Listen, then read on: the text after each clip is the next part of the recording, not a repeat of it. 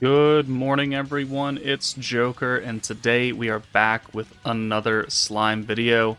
And today we're going to be taking a look at Warrior's Mind Violet the Grinning Mayhem, one of the first batch of EX characters to get their skill fusions, and I think it's a fairly good skill fusion. Now, first things first, EX units do not have to be fully duped up to get their skill fusion. My Violet is only 104 right now. Yeah, so level 100 seems to be the place where skill fusions happen, whether it be the old characters that need to be fully duped up to 100 or EX characters that you just have to pull once and then level to 100. That just seems to be the one barrier. So it is nice that EX characters do not need fucking 5 dupes. That would be horrible. But her skill affects her big time damage buff skill.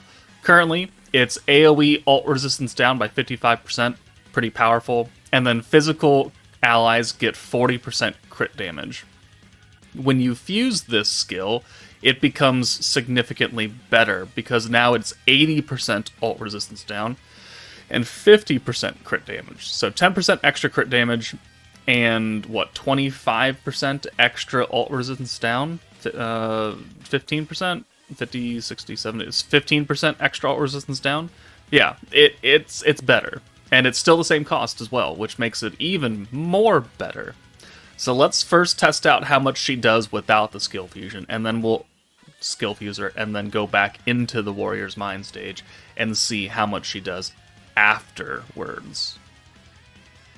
Alright, so here we are, turn 8. This is prior to skill fusing Violet.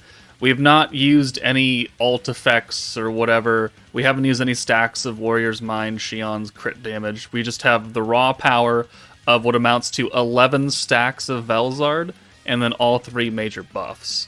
So 164 because we get the 25% stats from Velzard, the 7% from our support Diablo, and then we've got the crit damage trait, the attack trait, physical attack, crit rate, crit damage, 80% alt damage down here, and then we've got defense down, crit resistance, and alt resistance down. So this will be like baseline. We're not going to send Lumi first, just baseline damage from one orb and then the alt. So 118k and then 2.5 million damage. It's pretty good for a team that came out over a year and a half ago almost. This is the 1.5 anniversary team. So, I mean, yeah, it's fine. Now let's see what happens when we skill fuse Violet and make that number go up a bit. Alright, so the materials required to skill fuse EX characters is still the same. 1 Omniaccord, 3 of the rainbows, 5 of the golds, and 10 of the basic silvers. And then you need to then awaken it again, because it starts back at level 1. And that's also kind of expensive. So you need, 5 of the golds, 14 of the rainbows, and 14 of the really, really good ones, I think. How many do you need for this? You need 50 of those. Oh, yeah, well, how many of these do you need? You need 5 of the rainbows. Okay, well, we're not going to use those. We're going to use these ones. We're gonna use these ones. We have a lot of gold circles. Let's spend those first. Evolves a fused unique skill. Alright, there's level 4. Now we can feed in the 14 of the rainbows that I bought from the Predator shop, and now it's level 7, and now we can use the super enhancement ones with the extra little writing around it. Alright, so now we are maxed out, 80% ult resistance down, 50% crit damage. Now we will go in, we will watch the full run for Violet and her now upgraded damage buff, and let's see what happens. Alright, in case you were curious, here's the team. It's not optimal because we're in the Chamber of Memories and we are limited in our units that we can use because for some fucking reason the devs don't want us to have a beatdown battle for any prior team. So Velzard, Diablo, he's giving us that extra 7% attack, which is why that number looked a little funny to some people, including myself when I first looked at it. But Primal Demon, 7% attack right there. And then Shion, Lumi, Violet, Guy, Rimuru, they're support units. It's not super great. We could have gotten a few more stacks if we had like the big 3 or something, but we don't, so oh well. Alright, at least turn 1 is built for Guy's Orb Change, which is kind of unfortunate if you don't have Guy and you want to take the stage on, because there's currently no one else that does a triple Orb Change like he does in this specific scenario. Violet and Megamine can change 2 oranges and a green, but not 2 greens and an orange. And we have not had... Well, actually, no, that's not true. There's Commander Hinata, which you can't use in this fight, so... still, you can't bring anyone but Guy here. So you're kind of stuck in a rut if you don't have him. But he is the main damage dealer. He is a very good unit still, even to this day. And that's a very good hand right there. Okay, we don't even have to use Guy's Orb Change. We can just do Violet and bring her in, get some use out of her second skill, which was not skill fuse. It is still converting her own orbs and then a 10% gauge increase. So that's why we keep her in the back most of the time, because sometimes someone might have a lot more non-blue orbs than someone else, and we can just bring Violet in, use her orb change, send her away, and that's the best case scenario for using units like her, or Light Milim, or who's another prominent one? Visions of Coleus, Rimuru. Like, these characters that convert their own orbs, best saved in the back and brought in as necessary. Okay, here we don't really care, because we get a Guy Orb Change. Do we have enough points to use Lumi? We do have enough points to use Lumi. Okay, so let's do that. Let's take Xion out. We're not going to use any of her crit stacks. That way we keep the test as unbiased as possible. So bring Lumi in. We'll use the Orb Change, and then her gimmick skill, which is not skill fused. So in case you haven't seen what Lumi does, she gives you an extra use of your Protector. Normally, you can max out at 2 uses per turn. If you spend 70 skill points and you have a Protector ready, then you could use her skill and you can get 3 uses out of it for 1 turn, once per fight. It just means that you get extra points on your blues more quickly, and you can get a little bit extra stack of your Protector Velzard or whoever you're using at that time. It's just kind of fun. It's still not super useful in a lot of scenarios, but on her team it makes sense. If you skill fuse it, if you skill fuse it, it becomes cheaper by a lot, and it gives you like 50% gauge increase to blues instead of, I think, 10 is what it gives right now. Yeah, 10. So it becomes quite a bit better. It's still very gimmicky though. Okay, we got another Guy Orb Change. We're getting very lucky in this run. We don't have to use a lot of skills, so let's do this. Unfortunately, the crux of this team is that we only have one alt swapper. That's not really what you're looking for in a stacking team nowadays. You're really looking for at least a double. You want a triple, but they don't release a lot of triples now. We got Blanc, we got Overlord Shizu, and technically we have Exalted Champion Rimuru, but he can only do it once, so does that really count? That's debatable. Alright, 2 more stacks here. We're looking pretty good. We only have 1 alt, so we can use Rimuru. He's going to get an alt next turn unless we swap him out. Actually, I think no matter what, anyone's going to get an alt here. So let's use the Xion Orb Change and then Guy. And that'll take care of all the orbs. Is there some way I can finagle this? Well... Yeah, I guess we can do this. Maybe Lumi doesn't get an alt here, but a 2-2-2 spread is not really what I was hoping for. Okay, Lumi does not get it. Perfect. So we can still retain at just 1 alt, and we can use Warrior's Mind Rimuru's or alt swap efficiently. And that's a good hand right there. Okay, perfect. Ow? Ya dick? Really hates Lumi, huh? Alright, well, fine. You in for Lumi. Yep, Lumi comes out. Otherwise, she's gonna die. So let's alt swap 1 more time. And then let's bring in Xion for Rimuru. Change that 1 orange orb. Perfect. And get a stack in. I believe at this pace we should get the same amount of stacks. It should still be 11 stacks of her. And yeah. 1, 2, 3, 4, 5, 6. Alright, that gets a Xion alt, but we can send her away next turn. Not a big deal. Not overly bad. And next turn is turn 7, so as long as we can get a good hand, I actually Let's check out what we're sitting at right now. So with 2 more stacks, we'll be at 128, so that'll be 140, so 152. Okay, I think we're okay. Let me pause really fast. All right, yeah, we need 3 more stacks, so 1 and 2, and then turn 8 we'll get 1 more stack, and we'll be looking just equal to what the first test was, as long as my math is correct, which it could very much not be correct.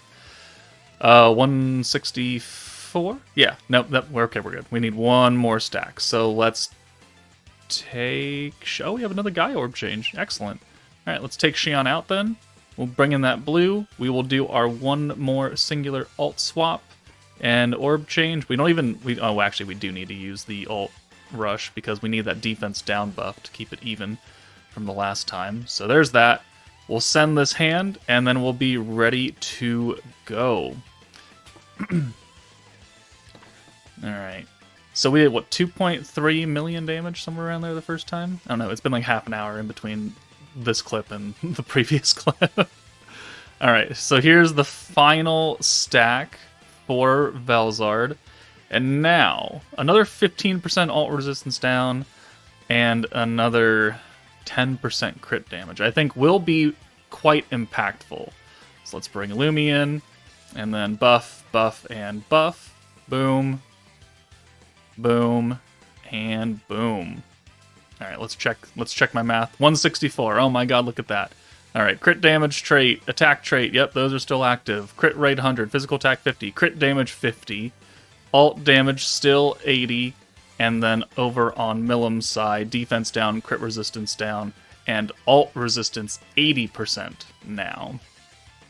Would she die if Millam ulted? Or if Violet ulted? She has all the buffs. No, let's not risk it. Let's just turn the guy animation on for funsies onesies. We'll take Violet into an AOE stage and we'll nuke with her, and we'll show off her animation there. And unfortunately, can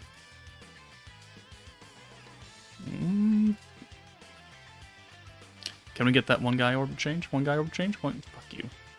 Alright, fine. Fine. We'll do it the hard way then. Alright, let's see how much the one guy orb does now, and then his alt. Oh, we lagged out there. 123. That didn't go up that much, but that's only 10% crit damage that we only got there. Obviously, alt resistance down only applies to alts.